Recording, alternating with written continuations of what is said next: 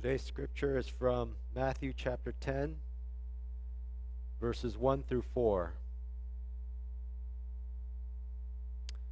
And this is the beginning of a 6-week series. And we're going to go through the entire chapter, chapter 10, passage by passage. And the theme of the series is Matthew chapter 10, the disciples' field manual.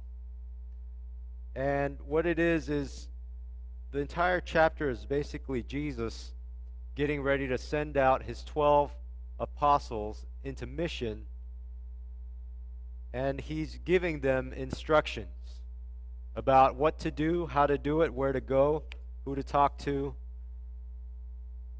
And so this is really a good field manual for us today, for the modern day disciple, as we are getting prepared as a church to not only be the church, but not only to be the church in this place, but to be the church out there in the mission field, in the world.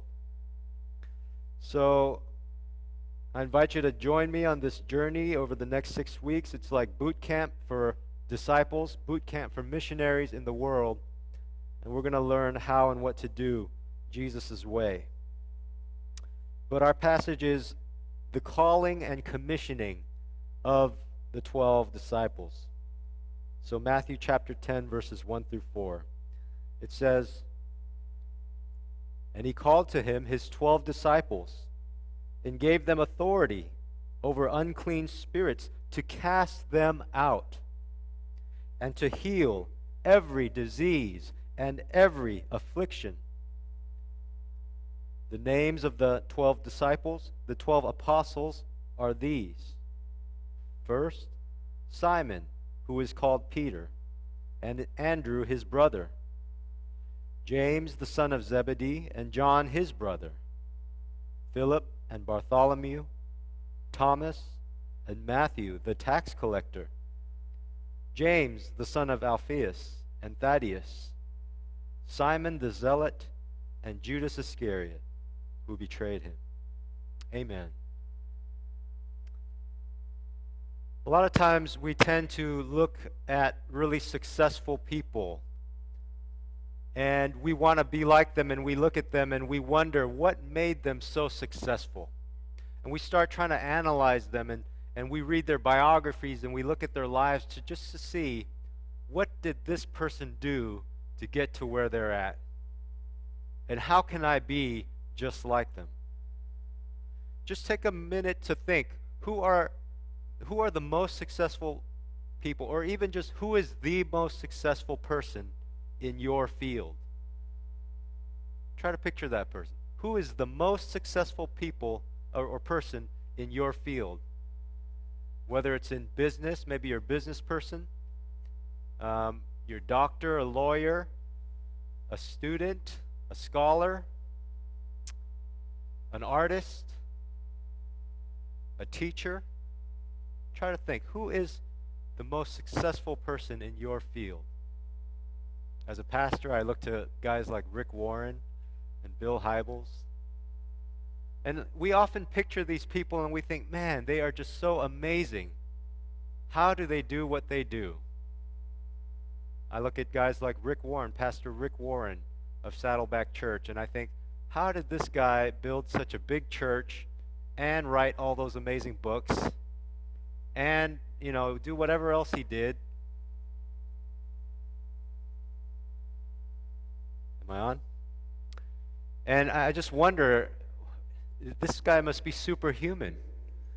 And we often do that, don't we? We often put people on pedestals and we say, man, that person who is the best in my field, that person is like superhuman. How do they do what they do?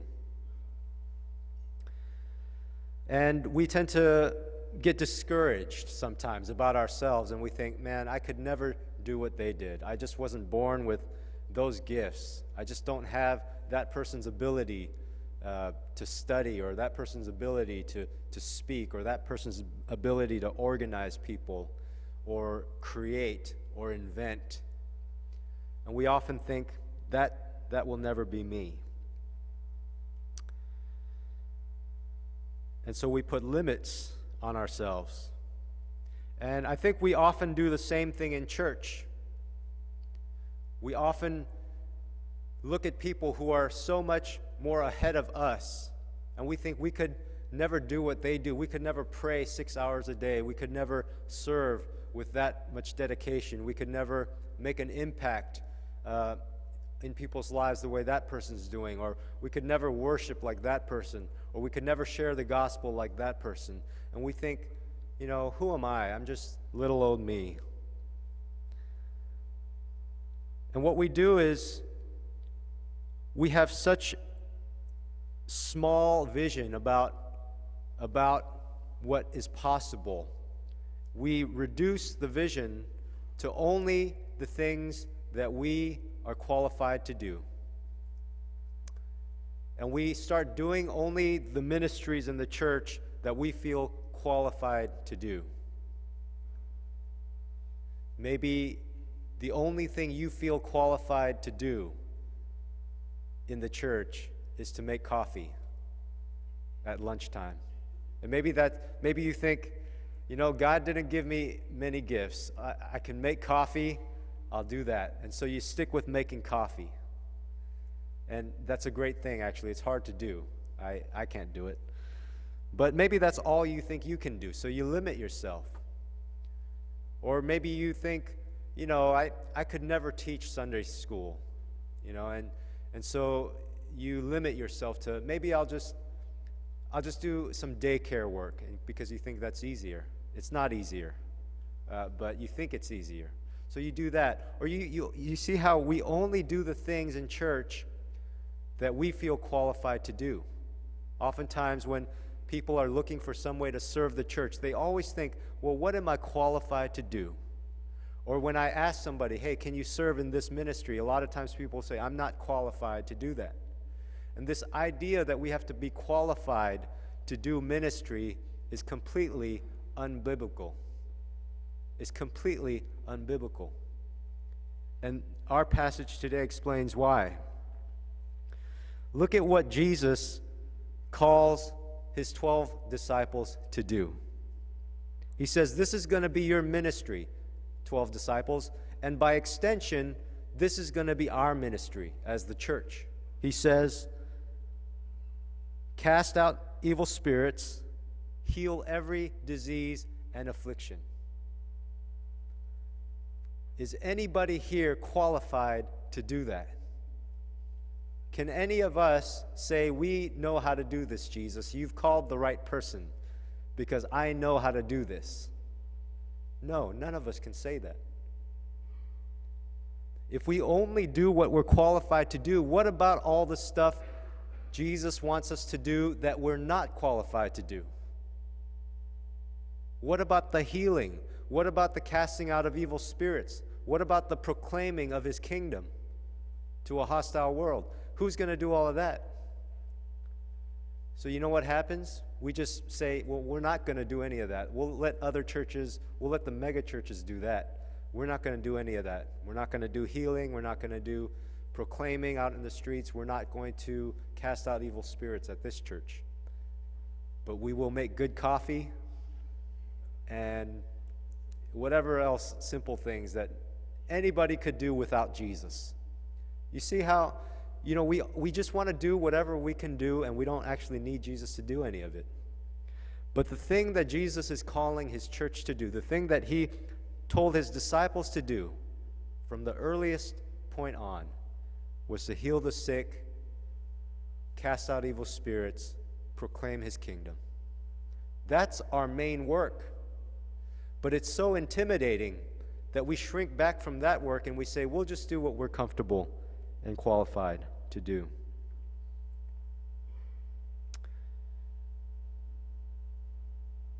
Here's the great thing.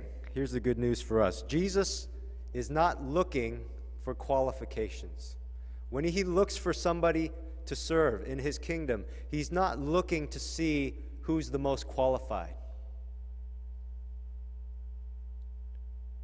A lot of times we make the mistake of thinking Jesus only calls the qualified.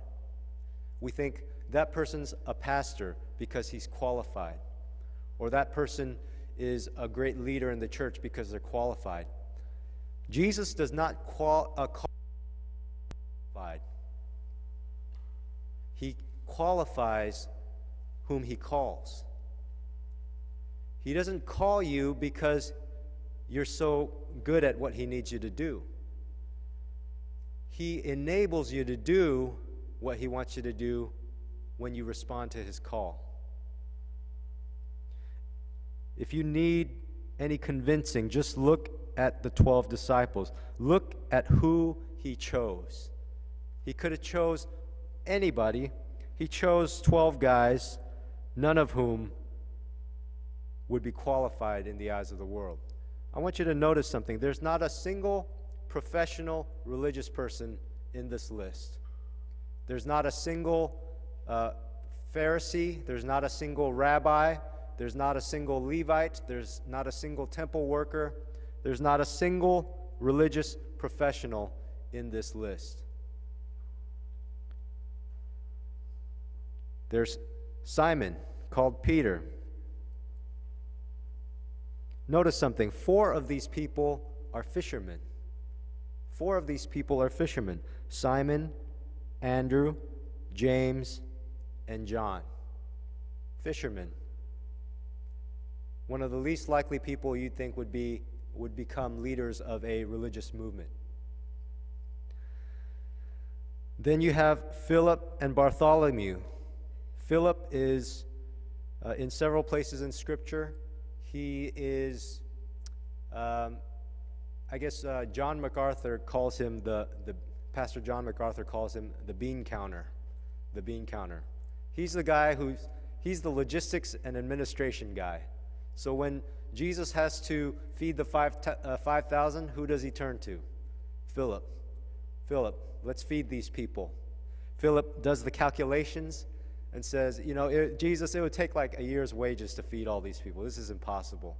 He's just very literal, practical. He has a very conventional view of things. So that's Philip. His buddy Bartholomew, who we know to be Nathaniel, they found this guy sitting under a fig tree by himself. I don't know what he was doing there, but he was not working. Okay, he's not like this hard-charging, professional, successful person. When they found him, he was sitting under a tree. So that's Bartholomew. Thomas, he's famous for doubting. So, not a lot of great stuff to work with there. Matthew, the tax collector. The tax collector, think of the worst person in society. Who is the worst person in society? Who is the worst group of people in society? You're probably all thinking of a different kind of person. But just think of that person. That's what a tax collector was. All right? They were just the people that everybody disliked. The people that nobody wanted to be with. That's Matthew. And he was probably a Democrat. I don't say that to disparage Democrats, but you'll see my point later on, okay? There's James, the son of Alphaeus. He's actually known as James the Less. What a great nickname, right? Because there's James the Greater. I mean, there's already a James, son of Zebedee. He's the great one, the son of thunder. So James, the son of Alphaeus, got stuck with James the Less. And he doesn't appear hardly ever in the Bible. We don't know anything about him. And then there's Thaddeus. He's also elsewhere known as Judas. But this guy, basically, if he were a Care Bear, he would be Tenderheart Bear. Okay, he's just a really nice guy. And when he was with Jesus and they were with Jesus at the Last Supper and Jesus was saying, oh, this is going to happen, and Judas, Thaddeus, speaks up and says, but Jesus, aren't you going to show yourself to the whole world?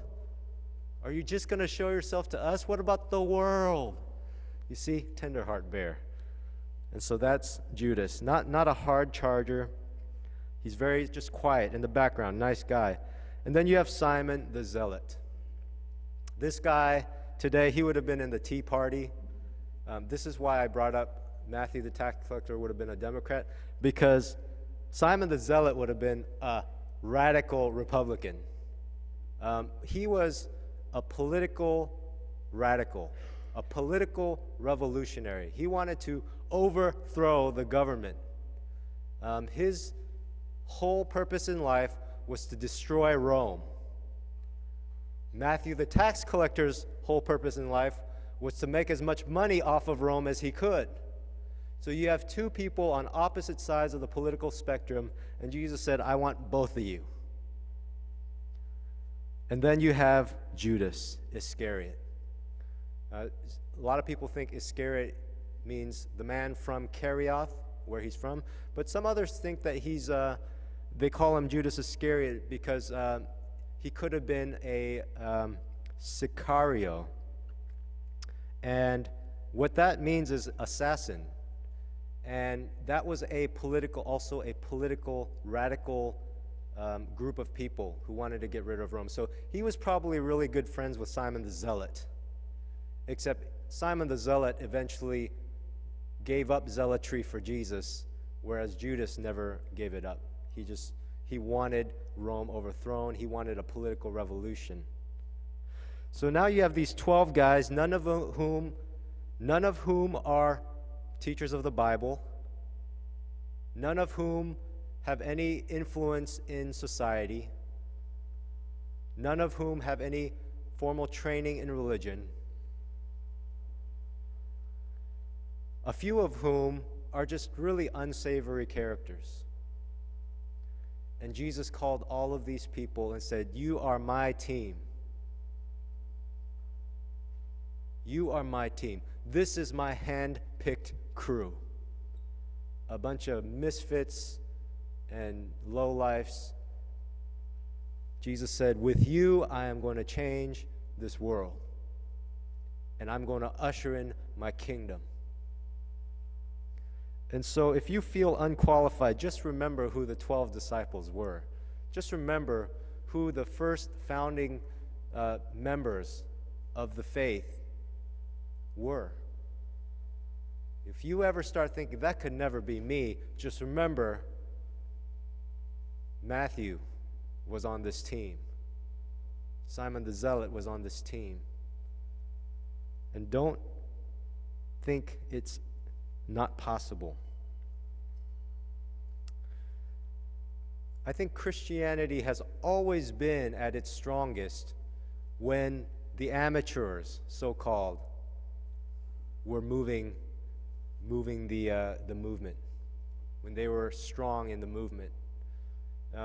Even in the Methodist history of our church, John Wesley started preaching. John Wesley was an ordained priest, but nobody else in his team was. All of his preachers were lay people. They were simply people who decided, I have the sense that God is calling me to preach. And it was very controversial when John Wesley started using these people. And he got in trouble with his church. And eventually he started ordaining them, and that's when the Methodist Church split off from the Anglican Church.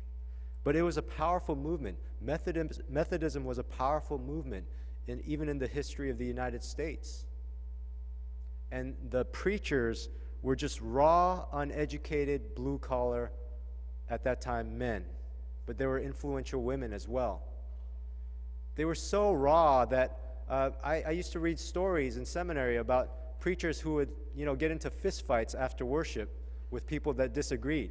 They were so uncultured. The only way they knew how to deal with conflict was to just beat people up. So it'd be like, Jesus, Jesus, Jesus. Oh, you don't agree?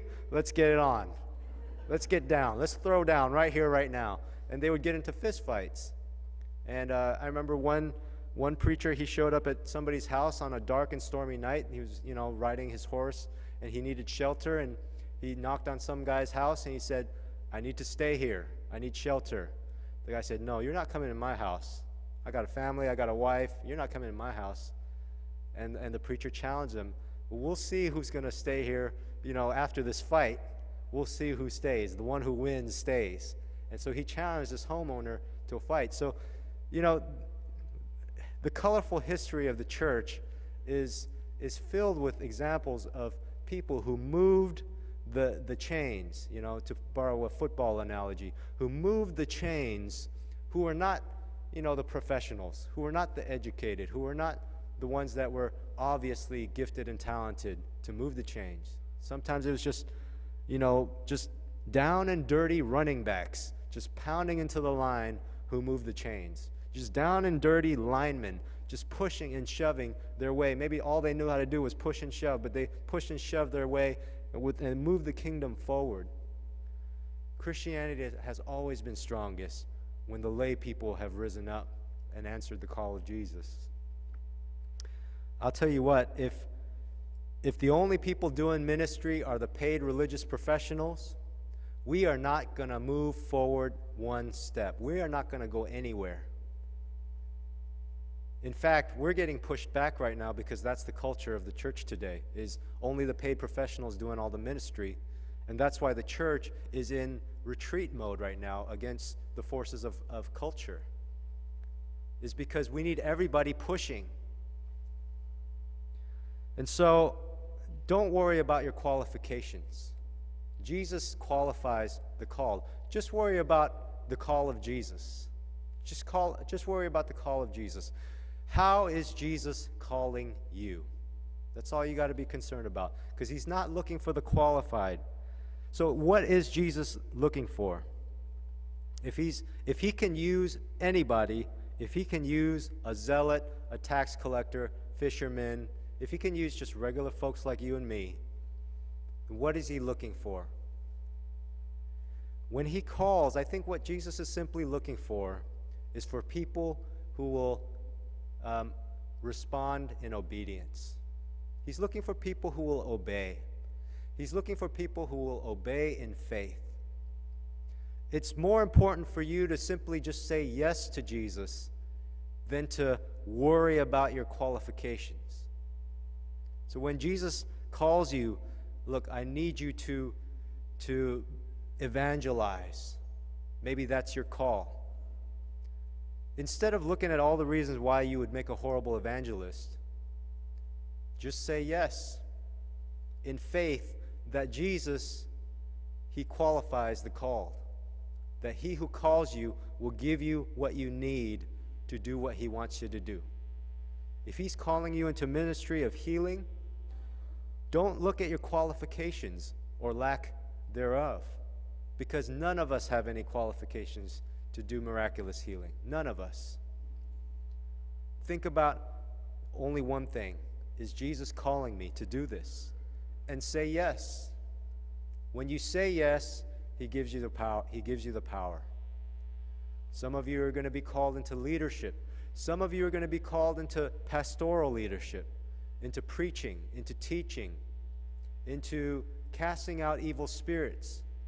Some of you are going to be called to make coffee, all right? Let's get real. We need some coffee.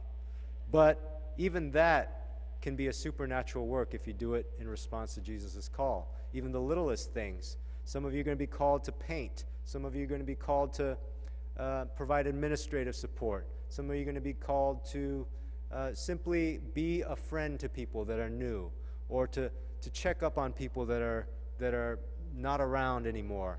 You know, the gift of friendship. You know, whatever it may be, if Jesus calls you, he will qualify you. The important thing is to simply say yes in faith. So don't come to me about all the lack of qualifications. Don't come to me about why you're the wrong person, why you can't do this, you can't do that.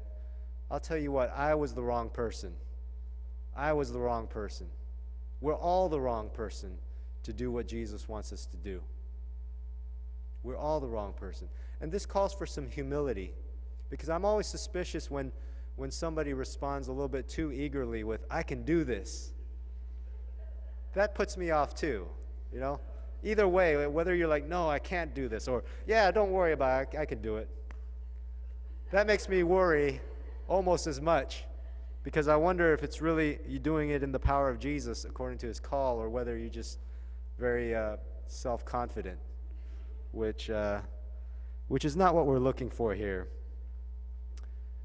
Whether you think you're qualified or not, that's not what Jesus cares about.